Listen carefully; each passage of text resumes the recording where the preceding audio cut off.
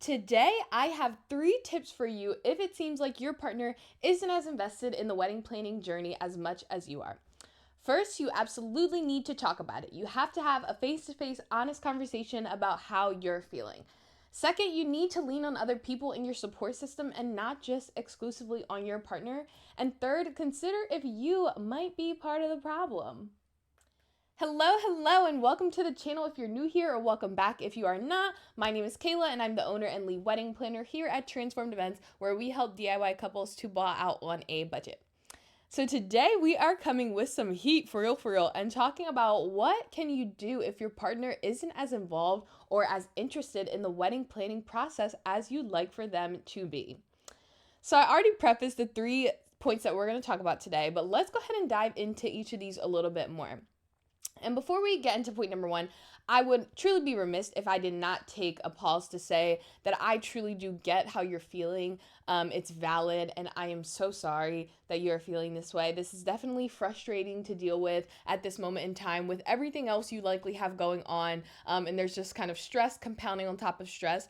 But I'm here to let you know that you are not in this alone, that you are strong, that you got this. So keep your head up, take this advice with a grain of salt, and remember to give yourself and everyone around you some extra grace during this time. So on to point number 1. You have to talk about it. This is not something that you can just sweep under the rug and ignore because the wedding planning journey will be over soon. No. Yes, planning may be over soon, so this specific issue won't be as big of a deal, but it does leave the door open to start building up some resentment toward your partner, and you definitely don't want to go into marriage having ill feelings toward that person. And secondly, this is practice for marriage itself, truly. Every time there's an issue, you can't just sweep it under the rug. You have to talk about it, you have to get on the same page, and you have to let that person know how you're feeling and understand their thoughts and feelings as well. It's actually a fact that one of the top reasons for divorce is because of conflict and miscommunication in marriage. So it's essential to work on your conflict resolution by having these tough conversations. It will absolutely never be comfortable, it'll never be easy, but it will absolutely be worth it. So what does this practically look like? Well, you definitely don't want to come out of the gate blaming them, okay? There could be a number of reasons why they're not as involved, and the last thing that you want to do is kind of put them in a defensive position when you talk to them. So it's always helpful to use I statements instead of you statements. So, for example, I feel stressed because it seems like the wedding planning duties aren't balanced between the both of us at the moment. Or, I feel a little bit overwhelmed with all of the tasks that we need to complete, and I would like to see how we can work together more to get everything done, right? So the goal here is that you want to convey your feelings to them versus just saying, you're not helping me and I want you to help more. And you also want to bring their concerns into the conversation as well and not just make it completely about yourself. So a way that you could do that is by asking questions to try and figure out what might be the cause of their seeming lack of interest, right? Maybe there's something going on at work that has been weighing on them and they haven't shared it with you yet. So their attention is just a little bit divided. Or maybe they're struggling with their mental health and they're withdrawing because they feel overwhelmed. Or maybe they just aren't sure what's needed and they don't know where to help because they haven't planned a wedding before and they haven't done as much research into things as much as you have to know kind of where to go from here. It can truly be a number of reasons to why they seem uninterested, but you do need to remember that you love this person, that this person loves you, and to always give them the benefit of the doubt because it's very, very unlikely that they just straight up don't care and just, don't have any interest in this because they chose to marry you for a reason. They want to marry you. So it's really hard for me to believe that someone who, is in a committed, happy relationship just could care less. So you really want to try to dig a little bit deeper there and figure out what else might be going on that is playing a role in this situation. You also want this conversation to be as constructive as possible. So consider providing a solution and not just presenting a problem, right? Some examples could be, can we set aside some time every other week to make decisions on outstanding wedding items? And that's something that you can do together, right? Or is this too overwhelming for the both of us? And should we maybe look into bringing on a wedding planner because we can't handle it? The list can go on and on, but the essence is to get to the root of what you need in this process, what they need in this process, and how you can meet in the middle to get what you both need. This point is very long winded, I know, but it is really the most important step that you can take because it's not just going to help you out in planning, it's going to help you out in planning for your marriage as well. And in relationships, we have a tendency to just assume that the other person knows what we're thinking and feeling, right? But the reality is that we have to be able to clearly express our emotions and expectations if we want to see the outcome that we hope to achieve. So, all that to say, moving on to point number 2, lean on other people in your circle, not just on your partner. I know that your partner is probably your favorite person in the whole wide world. Trust me, my husband is definitely mine too. But quite honestly, if we were the only two people left on the planet, I think I'd be quite content with that. However, we have support systems and communities and networks of people, whatever you choose to call it, for a reason, right?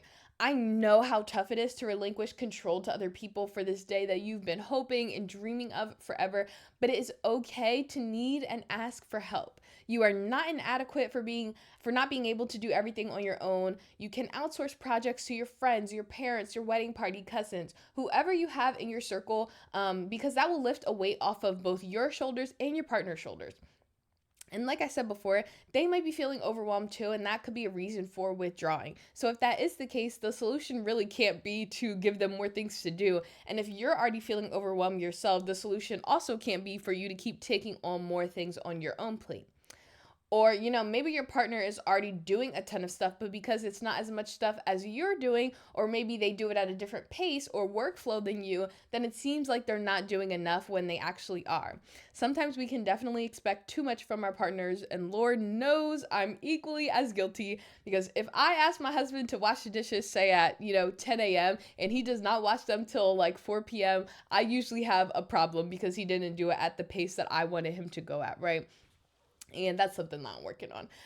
But I would ask your partner if this might be the case, right? And be open to hearing the true answer. Because I didn't even know that I was doing that before until my husband said something to me of like, you just have these unreasonable like deadlines for me to meet that you never tell me about. And I was like, oops, yikes. So be open to hearing the true answer, even if it's not what you hope to hear, and then be willing to change that behavior and start appreciating them for what they are doing versus what they're not doing. If you really, really don't feel comfortable with outsourcing projects to your loved ones, you can consider alternative options like renting certain items that you were maybe thinking about DIYing, or maybe even simplifying the day a little bit, right? We often get so wrapped up in these little details that it kind of sucks the joy out of this planning process. And if you're feeling overwhelmed, it's really worth considering if you've added on too many things that aren't contributing to the overall vision and can at this point just be like removed from the equation so that you don't have to worry and stress about it.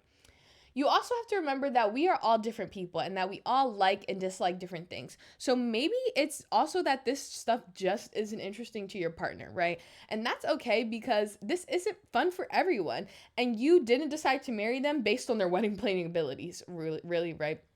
So having other people around you who are like genuinely interested in helping with wedding planning tasks will make the experience more enjoyable for you, even if your partner doesn't get all the way involved like you want them to. The biggest thing to remember is that just because they're not interested or as involved in the planning process doesn't mean that they don't love and care about you. That is like essential to remember. Please don't conflate with, they're not interested in this, so that means they don't love me. That is just not even on an equal playing field. So moving on to point number 3, this is a really tough one, okay?